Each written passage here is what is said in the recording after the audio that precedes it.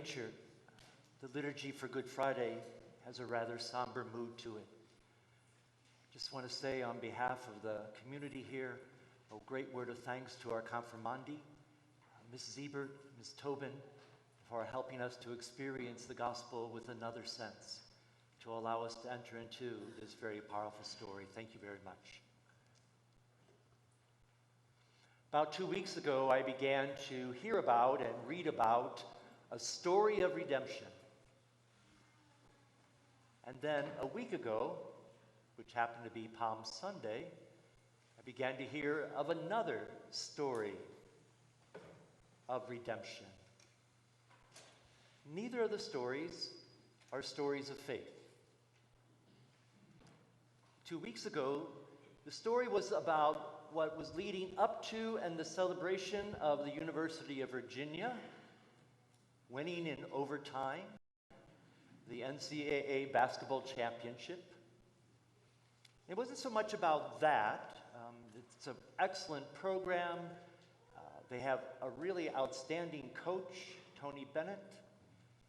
But a year ago, 388 days to be exact, number 1 Virginia in their bracket lost to number 16, the University of Maryland of Baltimore County. Sounds like a big school, doesn't it?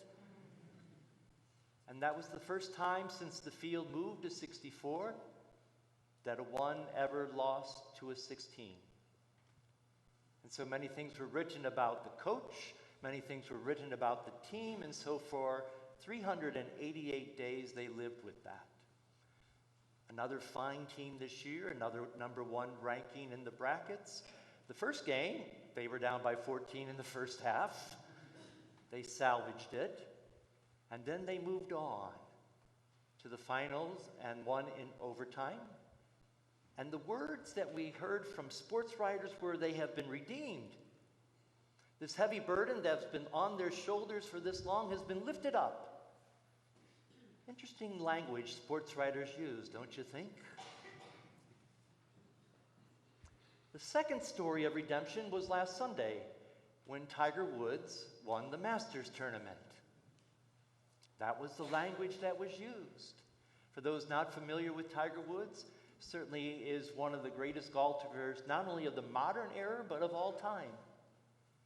But through some of his own demons, some of his breaking down of his body with back surgeries, he had not really been involved in the course tournaments for a while. In fact, it had been 6 years since he won a tournament. It had been 11 years since he won a major, 14 years since he won the Masters, and he won it last week. There are 2 other stories of redemption that are developing. One of them is the promise made by President Macron to rebuild Notre Dame Cathedral and to do it within 5 years. That it would be as beautiful, if not more, than what it already is. Little sidebar, by the way. So this happened on Monday. The day before, our own old cathedral had its roof upripped. Now recovering from that, the one part that was not renovated when they renovated the old cathedral. A workroom at the mosque in Jerusalem also had a fire that day. Some things were destroyed, but it was contained. And over the course of 10 days, 3 African American churches in Louisiana were all burned down due to an arsonist. The attention has been Notre Dame, but those other things also were happening at the same time. The second story of redemption that's developing is connected to the movie Unplanned. Many of us had an opportunity to see that movie. People were very genuinely moved by it and its message. And the story, for those who don't know, is about Abby Johnson, who was a director of a Planned Parenthood clinic in Texas, who has her conversion story, leaves the clinic, and becomes a voice for the sanctity of life. Again, another redemption story. And then we gather this evening for one more redemption story. It's different than the other ones. There is no trophy. There is no green jacket. There is no holy place with a history. There is no movie calling us to action. Rather, it is simply an invitation to hear our story again and a cross, an instrument of capital punishment. The question that strikes me is, which story of redemption will sustain us?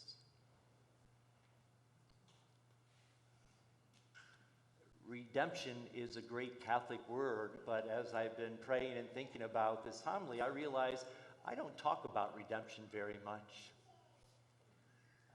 Redemption, redeem, in its literal meaning, is simply to buy back. That's what it means to redeem. Things are bought back. Someone gains possession or regains possession of something they had, either by paying a debt or simply purchasing what they had or would like to have. Theologically, redemption, again, is about making up for an evil, making amends, atonement. And sometimes it's about having a debt, a curse, released. In all my searchings about words and definitions, the thing that struck me most, striking a chord in me, was redemption is always about leaving something and embracing something new.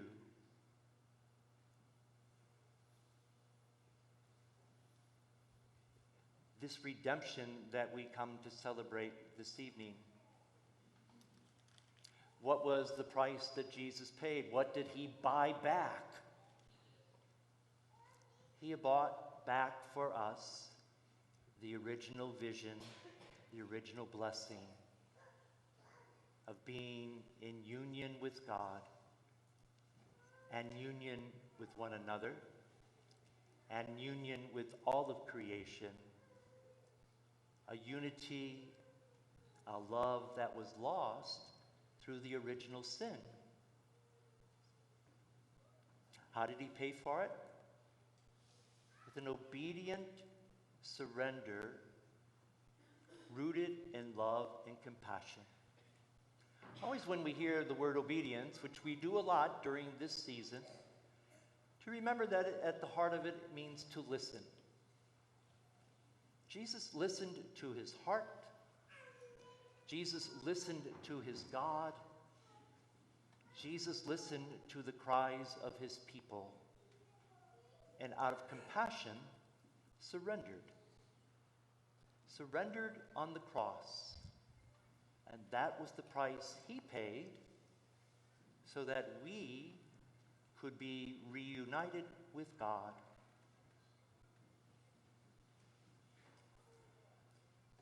There are many things that we do together as a people this evening, and in a few moments we will venerate the cross. As you come forward to venerate the cross, each of us bring different stories, bring different experiences of the cross to this moment. The letter to the Hebrews we hear, may we approach this cross for help in our time of need. The one thing I'd ask you to do this evening is to offer a prayer of thanksgiving among everything else you do when you come to the cross. Thanksgiving for a price that Jesus paid for us and the gift that is ours. Repeat the question one more time. What story of redemption will sustain us?